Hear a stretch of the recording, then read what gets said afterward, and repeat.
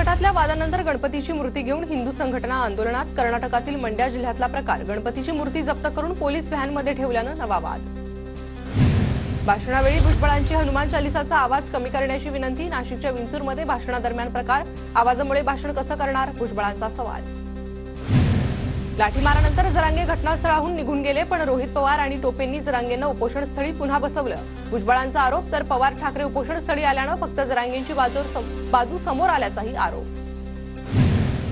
ज्यांच्या सांगण्यावरून आरोप करत आहात त्याच नेत्याच्या हातात गृह मंत्रालय आहे, त्यांना सांगून माझ्यावरील आरोप सिद्ध करा आणि कायदेशीर कारवाई करा। रोहित पवारांचं भुजबळांना जाहीर आव्हान। छगन भुजबळांनी म्हातारपणात दंगली घडवू नये। भुजबळ कामातून गेलेला माणूस, 100% फडणवीस दंगली घडवतायत, जरांगे पाटलांचा आरोप। दंगली आम्ही घडवल्या म्हणतो, मग बीड कुणी जाळलं, आमदाराची घरं कार्यालयं कुणी पेटवली। छगन भुजबळांचा मनोज जरांगेंना सवाल। मंडल आयोगाची भाषा संपवण्याचा भाषा करणारा अक्कलशून्य माणूस, भुजबळांचा जरांगेंवर हल्ला बोल। कोणत्याही मराठा सीएमनं आरक्षणाचा मुद्दा सोडवला नाही। यशवंतराव चव्हाण ते पृथ्वीराज चव्हाण, कुणीच आरक्षण दिलं नाही। शरद पवार 4 वेळा मुख्यमंत्री होते तरी आरक्षण देऊ शकले नाही, चंद्रकांत पाटलांचा निशाणा। मी आंदोलनाच्या भूमिकेवर ठाम आहे। 288 आमदारांपैकी मी भूमिका स्पष्ट केली, इतरांनीही करावी। मी जरांगे पाटलांवर टीका करणार नाही, राजेंद्र राऊतांची प्रतिक्रिया। धाराशिवमध्ये मराठा आंदोलकांनी मुख्यमंत्री शिंदेंचा ताफा अडवला। हैदराबाद गॅझेट लागू करण्याची मागणी, मराठा आंदोलकांकडून आरक्षणासाठी घोषणाबाजी। 16 सप्टेंबरला रात्री 12 पासून अन्यायाच्या विरोधात न्याय मिळवण्यासाठी आमरण उपोषण। गॅझेटमध्ये सर्व नोंदी, त्यामुळे गॅझेट लागू करण्याला कुणीही विरोध करू नये, मनोज जरांगेंचं आवाहन। पंढरपूरमधील राज्य सरकार आणि धनगर समाजाची चर्चा निष्फळ। आज मुंबईत मुख्यमंत्र्यांच्या उपस्थितीत धनगर समाजाची बैठक होणार। ॲडव्होकेट जनरलही उपस्थित राहणार।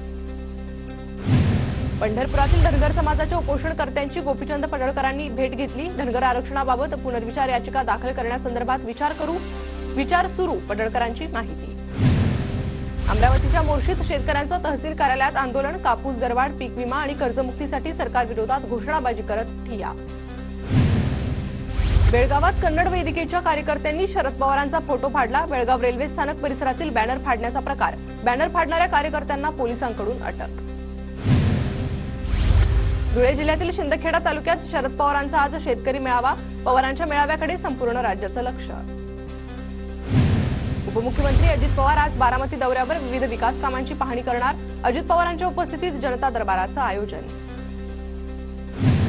अजित पवारांचे बारामतीत भावी मुख्यमंत्री अशा आशयाचे बॅनर। बारामतीतील आबा गणपतीच्या उत्सवात समर्थकांची बॅनरबाजी। पवारांचे विचार पुढे नेणाऱ्या उमेदवाराला निवडून द्या। मयुरेश्वरासमोर शब्द देतो, याहीपेक्षा जास्त विकास करून दाखवू। पुण्यातील मोरगाव येथील मेळाव्यात युगेंद्र पवारांचं विधान। बारामतीत राष्ट्रवादीच्या सोशल मीडिया सेलची बैठक संपन्न। पार्थ पवारांच्या उपस्थितीत सहयोग निवासस्थानी पार पडली बैठक। सरकारच्या योजना समाजातील घटकांपर्यंत पोहोचवण्याच्या सूचना। सांगलीत सुप्रिया सुळेंनी मूकबधिरांशी संवाद साधला। तासगावमधील गणपती मंदिरात सेवा देणाऱ्या विलास जामदाडेंशीही संवाद साधला। उद्धव ठाकरे आज मराठवाडा दौऱ्यावर, संभाजीनगरमध्ये विविध कार्यक्रमांना हजेरी लावणार। शिर्डीत साईबाबांचंही दर्शन घेणार। मंत्री तानाजी सावंतांच्या भूम परांडा मतदारसंघात लाडकी बहीण योजनेचा कार्यक्रम संपन्न।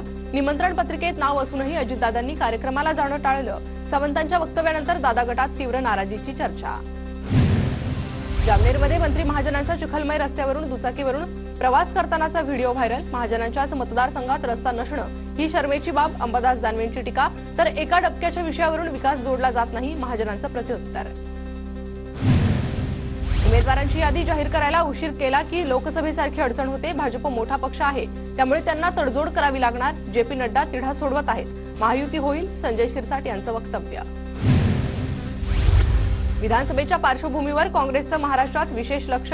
राहुल गांधी आणि प्रियंका गांधींच्या महाराष्ट्रात 15 ते 20 सभा होणार। विधानसभेसाठी काँग्रेसचा मेगा प्लॅन।